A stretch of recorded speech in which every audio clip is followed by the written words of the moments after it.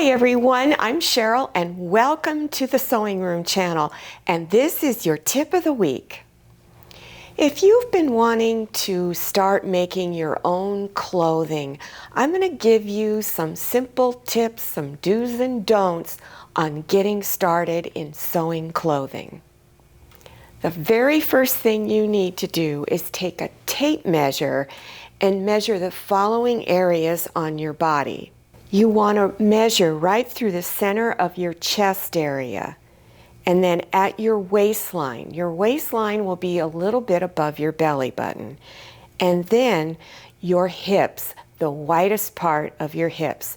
Write all of those numbers down because you need to take those to the fabric store with you. So patterns that are beginner patterns are going to say sewing patterns for dummies or so simple, easy stitch and save. And then new look, make sure it says easy. And then it's so simple. And again, it's so easy. And there'll be all types of titles, but look for patterns that say something like that. So you need to read the back of the pattern envelope and look for your body measurements. Don't pay attention to what it says size up here, because the size you buy in a clothing store is not going to be the same as the sizes on the back of the envelope. Now, if you're someone like me, I would go into a store and I buy a small size. But when I look at the pattern envelope, I may be a small in one area and an extra large in another area, and maybe a medium in another area. So you need to pick one that's going to be as close to your size, where you have to do the least amount of alterations. Now it's going to give you suggested fabrics. If you don't know what those fabrics are, ask for someone to help you in the store, someone that works there. And you're going to pick the amount of yardage based upon the size you have selected. Also, look down to usually it's at the bottom, the notions. Does it require a certain type of thread or elastic? Is it going to have a zipper? And oh, by the way, beginner patterns, don't pick one that has a zipper or is required for you to make a buttonhole. Review your pattern instructions sheet. This is very important. It'll tell you the pieces and the number that is assigned to that piece. And then over here is a summary of the steps. Then down in here, if you've never read a pattern, you need to introduce yourself to the certain terms. If you don't understand these terms, I'm going to refer you to another one of my tutorials called How to Read a Pattern.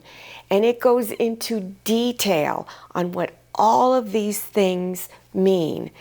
Then once you've done that, then you need to pick the pattern layout for your fabric. It's based on the width of the fabric and the blouse or pants piece that you are going to make. Then after you've reviewed the terms and you've decided on what your fabric layout needs to be, before you do any cutting in your fabric, make sure you've washed your fabric. Then continue reading through the pattern instructions without doing any of the steps. Get an idea of what's expected of you before you nosedive into that pattern.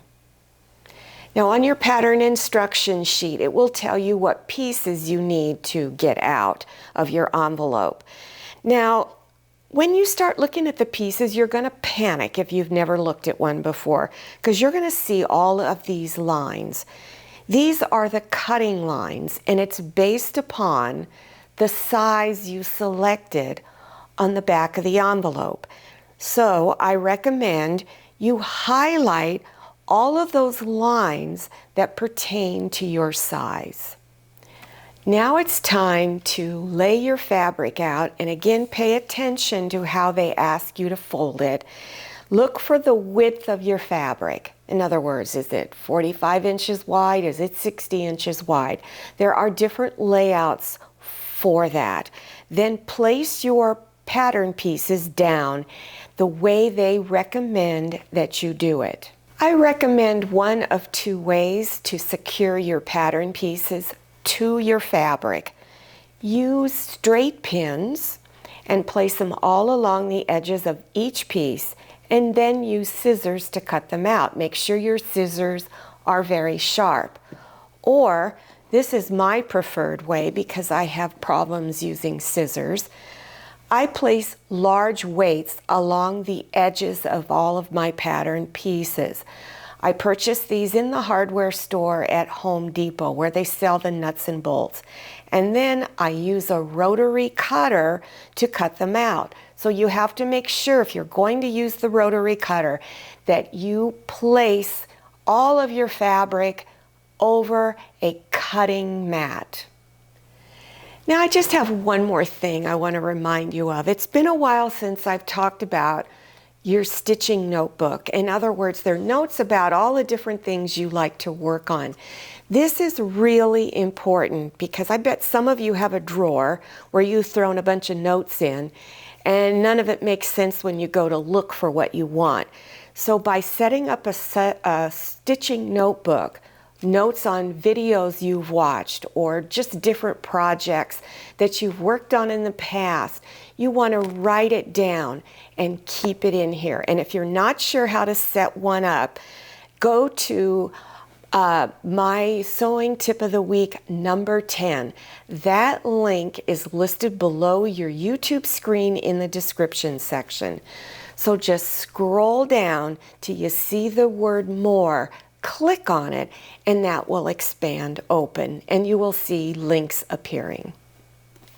Well, I hope you enjoyed this tip of the week and that you've learned something new.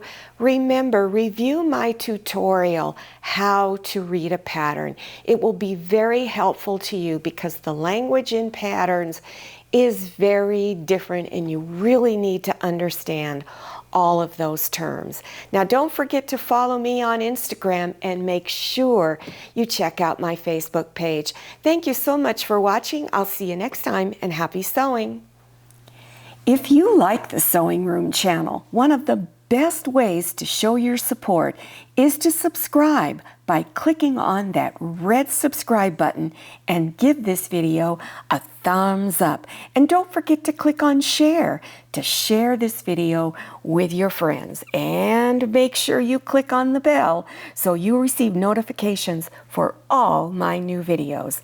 I'm Cheryl, this is Manny, and this is Scotty. See you next time.